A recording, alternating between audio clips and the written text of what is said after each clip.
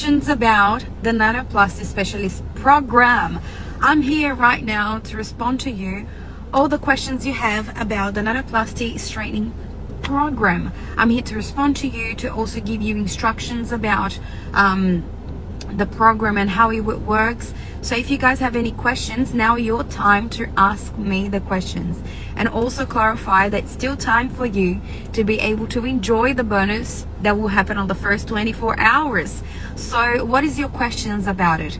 I know that some people are really worried about the time. Am I gonna have enough time to do it? Or it's gonna be online, it's gonna be recorded. What about the lives? I'm gonna be able to participate together. There's a lot of questions, I know. But what I want to tell you is, first of all, it's a recorded program. So all the lessons are already recorded. There is some lessons that I'm still recording. So you're going to be able to enjoy this whole program, having the lessons that will suit you and help you during your application of the nanoplasty. So you're not going to feel that you don't have enough information. You're not going to feel that, oh, I need to do this, but I don't know how to.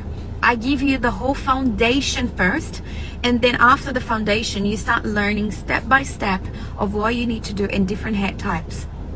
I know that there is a lot of anxiety about, I want to know everything, I want to learn everything, but let me tell you, the system that we chose to use, they give me the visibility.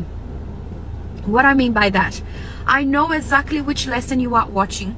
I know exactly which one you jump. I know exactly which one you didn't watch the whole thing. And why it's important for me to do that? Because I want to make sure that you will have a proper learning. And this is not my first group. I know exactly how you guys behave. You go straight to the blonde, but you don't understand the fundamentals. So you get questions like, what should I do? And I say, these questions are all answered. And remember, the videos are recorded. So I cut it off. Everything that it's not important. I edit those videos myself. So I recorded and I added to be able to give you exactly what you need. So everything that it's not important, everything that I should, that I could cut off, I did. So whatever is in there, it's pretty much the juice. And what I mean by the juice, when you have an orange, you cut the orange in half. Then you go squeeze and you get the juice. Then you take all the seeds out. And then sometimes you sow. And then you have that juice, the pure juice. That's what I have. I don't have the orange. I don't have the seeds. I don't have anything that will make you waste your time. But whatever is in there, it's important for you to watch. And that's why on this platform, I can control. Which lesson did you watch? Did you jump? Oh, I'm going to ignore this lesson. I don't think I need it. If you jump that lesson, I will see it, So it's important for you to understand that these lessons are programmed for you to have a better understanding about different hair types. Every time I do a demonstration, I can demonstrate one hair type, but on the course I was able to put several different hairs: afro, blonde, damaged, red, gray. So let me see the questions here. Can I put K18 before I put the product? And part two before I do and part two before I do the first dry off? Hair by Siska. Let me tell you something. If I mix products from different brands, I cannot guarantee the results, because I'm not specialized in K18. I like K18 products. I think they are an amazing technology, but I don't know how small they are. I don't know the size of the particles. I don't know. I didn't study this product. I don't know how they're gonna behave. If together they're gonna do good for the hair. If I mix them together, they're gonna work well. I know everything about Fluoractive, and I understand the products deeply, and I've tested those products deeply. So I know that the 20-in-1, which is similar to the K18, it will do wonders, amazing, to a hair that it's very damaged. But I don't know if the K18 together with the nanoplasty immersed inside, they will work well. So I wouldn't risk. I could use K18 prior the nanoplasty application, and I could apply K18 after the nanoplasty application. I also want to know if Fluoractive Nanoplasty is compatible with K18. What I would love you guys to do is check the ingredients on K18 and check on the serum, the macadamia serum, and the 20-in-1 solution. We have more than double of the ingredients and the solutions that it has on those products that are for reconstruction on K18. So I wouldn't mix them together, but I would not see any problem to use them prior rinsing off, obviously, and after rinsing off. But if you want a product that will behave and give you the results of the K18 on the Nanoplasty, on the Fluoractive range, the 20-in-1 solution and the macadamia, they have the ingredients that are covering to have this kind of reconstruction, the deep reconstruction that the K18 provide. I have a client, Arnie Smith say, I have a client in the salon right now that has just had a nano, and she's got an all over color, and now, wow. I know, it's such a wow. Putting this putting this all over the color on after the nano is okay. I did the steps by steps, and the last blast dry I have applied the color. Yes, that's how you should do it. You should apply the color just when the hair is washed. So once the hair is washed, the whole solution is gone. Everything that from the solution will be gone, and you are safe to apply the color. So you can apply the color all over. Also, colors with ammonia naturally works better after a straightening service, just for you guys to be aware. But that's what I'm saying about mixing products together. There was a lady once that she was applying a mask inside of the Nanoplasty solution. And she was keep saying to me, oh, I feel that it's not getting there. And then I said, you know, what I can say about that, we're mixing solution that have different sizes, you know, so that's why it's very important, very, very important for you guys to understand that we shouldn't be mixing the solutions together, because if they have different sizes, they can cut the potential of one another. So if I mix a product inside of the W1 or the W2 solutions, they will definitely cut the potential of the product to behave well on the hair. So it's bubbling a little bit with the color on the hair. It's that normal. You should wash the hair very well. So after the shampoo, you should wash, as soon as you pass the shampoo, you should wash the hair well. Then you should apply the color. Okay, so what I need you to be very careful is, you're not bleaching this hair straight away after the Nanoplasty, right? Because if you are bleaching the hair, you need to pass the 20-in-1 solution and strengthen this hair. I do not recommend to bleach the hair straight away after the Nanoplasty, but if you are thinking to do that, definitely, if you are doing that, definitely I would do a pre-solution on the hair. Okay, so it's just a semi-permanent, would be totally fine. Once you do the color, after you rinse it out completely, you apply the mask to strengthen this hair. Leave the mask on a bit, you know, for about 15 minutes, rinse that out, and then blast dry using the heat protector. K18 is a peptide that connects into the peptide chains and desulfide the bonds to restore strength and elasticity. I understand that, and that's what we do as well with the 20-in-1 solution. But that's what I'm saying, when I have a reconstruction product that is working on the same place that the hair is getting straightened, I wouldn't mix them together. Every product that is supposed to reconstruct the hair, that works on the peptide, or also reconstructing the fiber, rebonding the fiber, they are not supposed to work together with the Nanoplasty. They are supposed to work before or after. I will always rinse it out, those solutions, instead of having them together on the hair. Otherwise, you cancel the action of one or the other. So any reconstruction product, anything that works on that molecular size, should be applied prior, rinse it out completely, or after. Actually, even prior, it's even better than after, because otherwise you're going to work in the same place that the Nanoplasty are, and you need to have some rest, at least 3 days of rest, for the hair to absorb that properly. Otherwise, you're just wasting product. Amani say, when are you going to start the lesson? Which day?